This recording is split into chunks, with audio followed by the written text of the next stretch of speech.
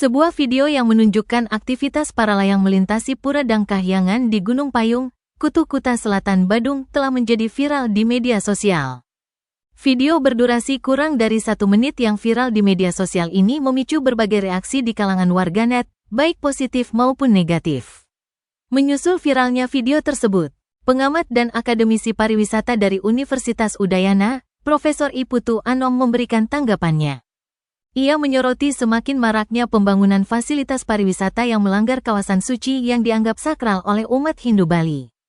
Profesor Anom menegaskan bahwa pembangunan pariwisata tidak seharusnya hanya berorientasi pada keuntungan ekonomi, tetapi juga harus menghormati lingkungan, budaya, dan kepercayaan agama masyarakat setempat. Selama 30 tahun terakhir, masalah pembangunan fasilitas pariwisata seringkali menimbulkan polemik di masyarakat khususnya di Bali. Profesor Anom menyatakan bahwa pembangunan yang tidak sesuai dengan prinsip Triwisesa dapat menimbulkan kekecewaan di kalangan masyarakat Hindu Bali. Menariknya, warganet memberikan beragam pendapat tentang video ini. Ada yang mendukung penggunaan tempat wisata untuk aktivitas para layang, sementara yang lain menganggapnya sebagai pelanggaran terhadap kesucian pura.